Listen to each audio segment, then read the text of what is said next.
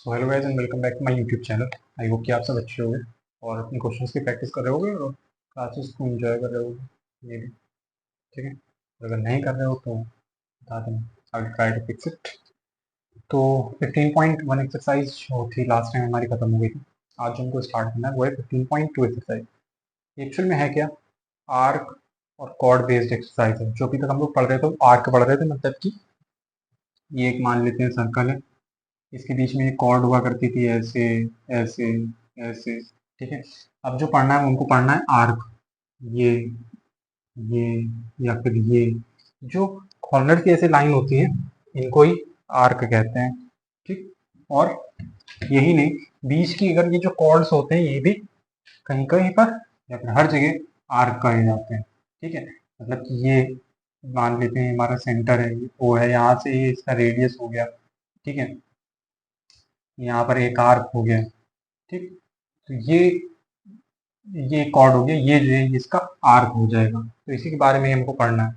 Minor arc, major arc भी होते हैं। ठीक है। बहुत ज़्यादा बड़ा नहीं है, बस इसमें 4 क्वेश्चन एक्सरसाइज है और कुछ भी नहीं है। तो बहुत आसान एक्सरसाइज है, 4 क्वेश्चन बहुत जल्दी खत्म हो जाएंगे और फिर उसके बाद कुछ और पढ़ेंगे। ठीक है। तो जो पहला क्वेश्चन है हमारा 15.2 एक्सरसाइज का, वो क्या है? If arcs APB and CQD of a circle are congruent, then find the ratio of AB and CD। ठीक है। क्वेश्चन नंबर 1 है हमारी एक्सरसाइज का। If arcs APB and CQD of a circle, एक सर्कल बना लेंगे सबसे पहले। तो इसमें वैसे सर्कल बनाने की जरूरत नहीं है, तो सर्कल की नीड ही नहीं है कोई। ठीक है। हमको बताना है कि क्या ये रेशियो जो है, इसका रेशियो कितना आएगा। ठीक है। Ratio of A B and C D कितना हो जाएगा? जैसे मान लो ए बी और सी डी दोनों इक्वल है, तो A B is equal to C D होंगे, क्योंकि ये दोनों ही कॉर्ड एक दूसरे के इक्वल होंगे। ठीक है।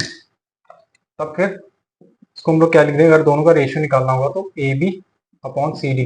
हमको पता है कि ए बी जो है वो सी डी के इक्वल है, तो हम लोग दोनों को एक ही लिख सकते हैं। मान लो A B upon C D भी इक्वल है, तो उसको सी डी की जगह पे सी डी या फिर ए डी लिख सकते हैं। तो हमने यहाँ पर A B upon A B है ना, ए बी लिख देंगे।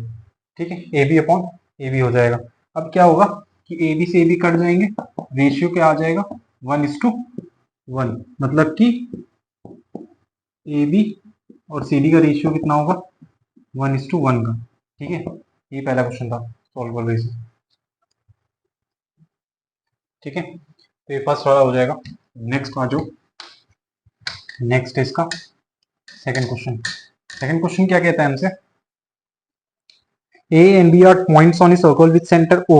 C is the midpoint on the circle such that OC bisects angle AOB. Prove that OC bisects the arc AB। तो ये हमसे पूछा है। ठीक है। प्रूव करना है कि OC जो है वो बाइसेक्ट करता है आर्क AB को। ठीक। देखो, तो सबसे पहले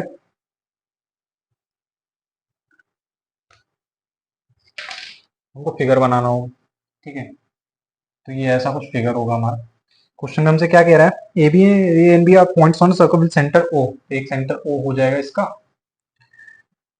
C is the point on the circle such that OC bisects AOB। ये एक लाइन है, ये एक लाइन है, ये A हो जाएगा, ये B हो जाएगा। ये OC एक लाइन बीच में है जो AB को बाइसेक्ट करती है। ठीक है। Bisects angle AOB। Prove that OC bisects the arc. ठीक है। तो OC हमको पता है क्या, कि OC क्या है? बाइसेक्टर है। OC is the bisector of angle AOB। मतलब कि बाइसेक्ट करने का मतलब क्या है? इक्वल दो पार्ट में उसको डिवाइड करती है इसे।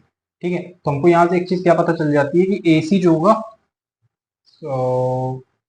सॉरी, दो एंगल जो होंगे, एंगल AOC और एंगल BOC, ये दोनों ही इक्वल होंगे। यानी क्यों? क्योंकि ये जो बीच में वाली लाइन है ओसी वाली, ये क्या करती है, बाइसेक्ट करती है, मतलब इक्वल उसमें दो पार्ट में डिवाइड कर देती है।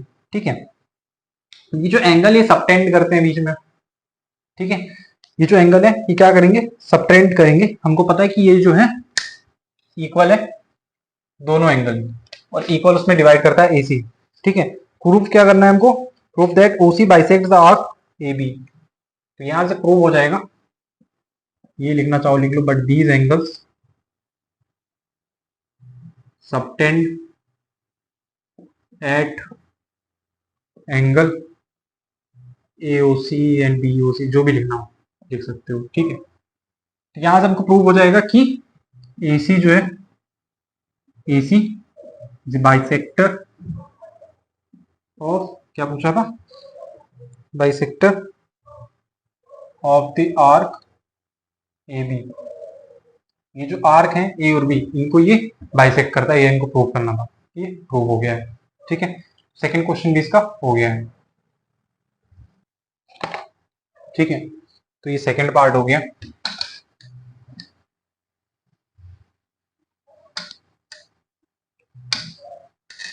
क्वेश्चन चेंज ही नहीं किया, तो वही लिखा हुआ था। चलो कोई, क्वेश्चन थर्ड है। क्वेश्चन थर्ड हमसे क्या कहता है कि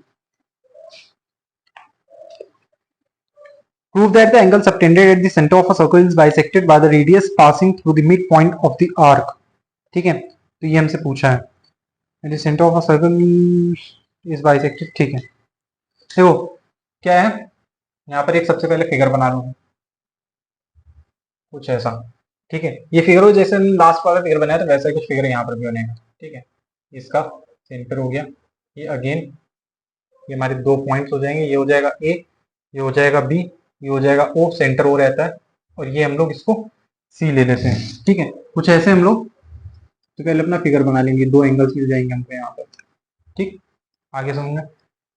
अब क्या करना है हमको, देखो, तो ये पता है सी क्या है, सी क्या है, C is the mid point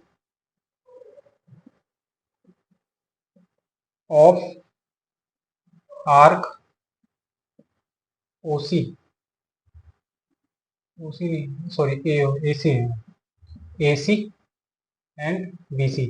सी क्या है, मिड पॉइंट है आर्क ए सी और आर्क बी सी का, यहाँ आर्क लिख लो। यहां से हमको क्या पता चलता है, मिड पॉइंट अगर है तो दोनों साइड से बराबर होंगे, मतलब कि एंगल नहीं, ए सी और बी सी क्या है, एक दूसरे के इक्वल हो जाएंगे, ये आर्क दूसरे आर्क के इक्वल हो जाएगा।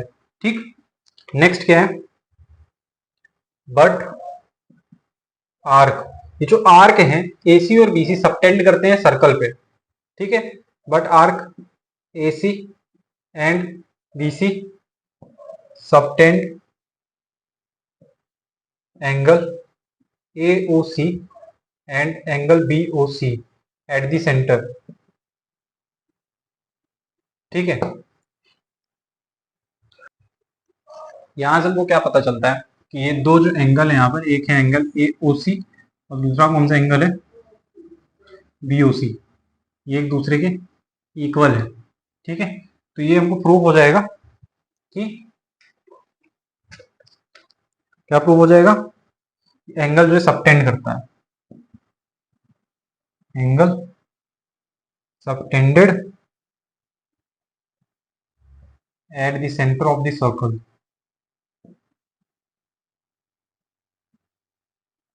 ठीक है, प्रूव्ड, ये भी प्रूव हो जाएगा हमारा। ये थर्ड क्वेश्चन था 15.2 एक्सरसाइज है, इसके बाद लास्ट क्वेश्चन है फोर्थ।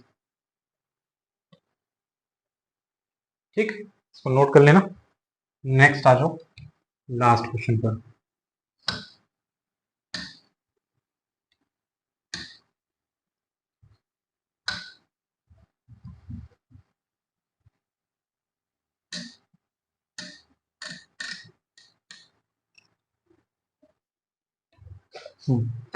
लास्ट क्वेश्चन से क्या कहता है, in the adjoining figure two chords A B and C D of a circle. पहले क्वेश्चन लिख लें, ये सर्कल है हमारा। ठीक है, फिगर इसमें बना हुआ है पहले से ही।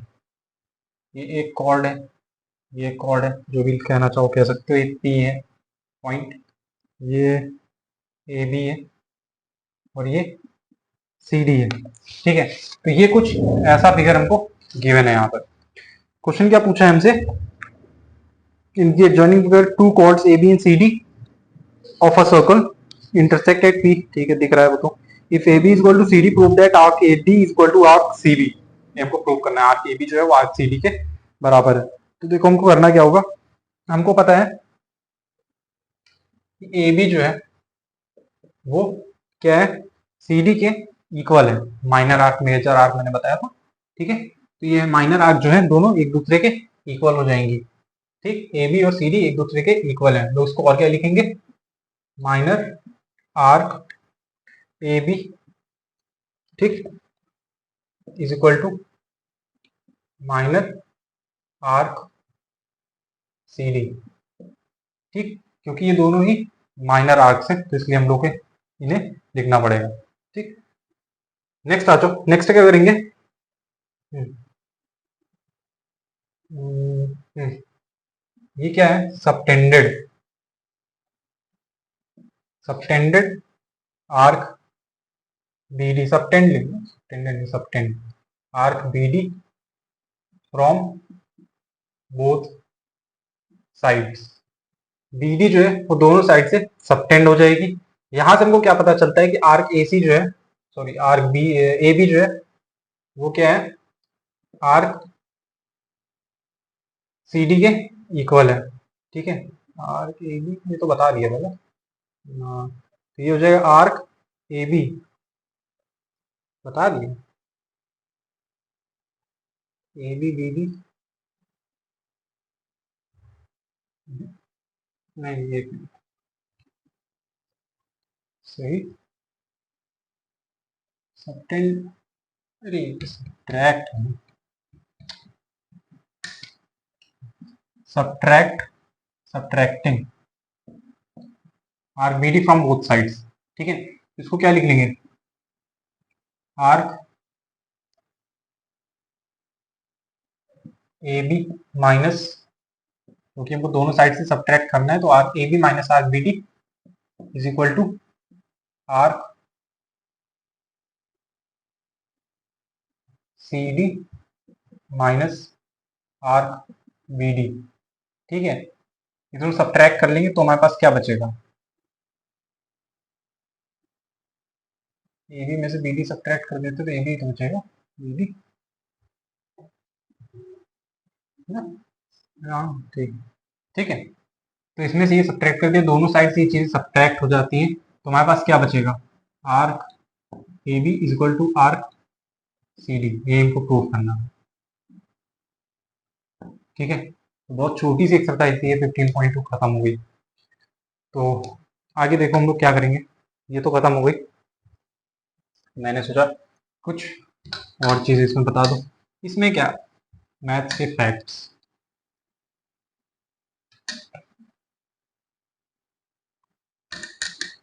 फैक्ट्स क्या है देखो, समझने की कोशिश करो थोड़ा। फैक्ट जैसे अगर मैं कहूँ, हम लोग पता है कि 4 लेटर्स होते हैं, A B C and D. ठीक है, अगर मैं ए की बात करूं, लेटर ए, ये जब हम लोग नंबर नेमिंग करते हैं ना, ये 1 है तो इसको ओ एन ई लिखेंगे, 2 है तो इसको टी डब्ल्यू ओ लिखेंगे, 10 है तो इसको टी ई एन लिखेंगे। ठीक है, 100 है तो इसको H U N D R E D ऐसे लिखते हैं, पता ही होगा। ठीक, ये जो लेटर ए है ये सबसे पहले किस नंबर नेम में आता है, पता है, किस नंबर नेम में, ये जो सबसे पहले आता है ये आता है इसमें,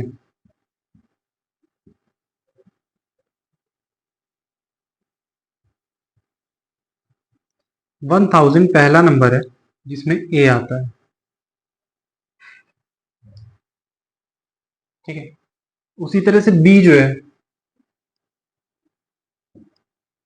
किसमें आता है,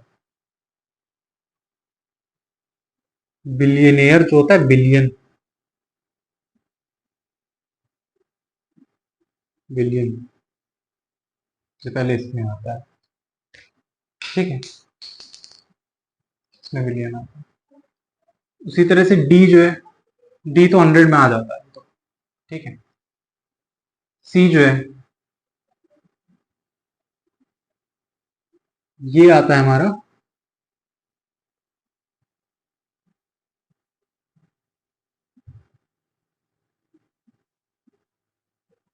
इतने नंबर के बाद। तो ये फैक्ट है, ये ABCD जो हमारे स्टार्टिंग के लेटर्स होते हैं ये इतने नंबर्स के बाद कहीं मिलते हैं हमें, ठीक है। मैंने देखा कि कुछ जो है उनको एडिशन नहीं आता है, ठीक। एडिशन जो है वो है क्या, ये सबके लिए, क्योंकि बहुत लोगों नहीं आते हैं एडिशन में। जो सिंपल एडिशन होते हैं वो हो जाते हैं, फ्रैक्शन वाले जो होते हैं वो, जैसे यहाँ पर 1/2 + 3/4 लिखा हुआ है, तो लोग क्या करते हैं 1 + 3 कर देंगे 4 हो जाएगा, 2 + 4 कर देंगे 6 हो जाएगा, विच इज रॉन्ग, ठीक। ये सबके लिए नहीं, जिनको नहीं आता उनके लिए, ठीक। तो ये गलत तरीके का, बिल्कुल गलत तरीका। सही क्या होता है बहुत बार सिखाया गया है, फिर से मैं बता दे रहा हूँ।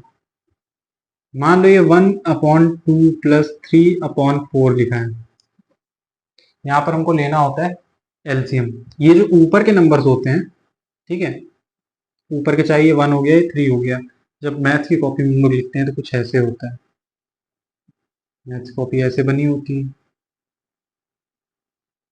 ब्लॉक्स में, ठीक है। जो हम लोग नंबर लिखते हैं, मान लो 1/2 + 3/4, तो इसको 1/2 + 3/4 ऐसे कुछ लिखते हैं। तो जो नीचे के नंबर्स होते हैं और ऊपर के नंबर्स होते हैं इनको कहा क्या जाता है, तो ऊपर के जो नंबर होते हैं इनको कहा जाता है न्यूमरेटर,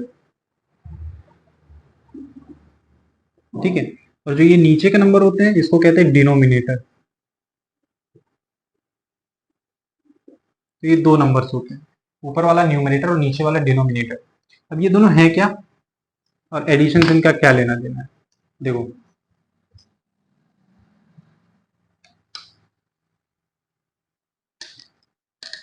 जो ये डिनोमिनेटर्स हैं इनका एलसीएम लिया जाता है, ठीक है। एलसीएम कैसे लेते हैं, अगर नहीं आता तो वो भी देख लो।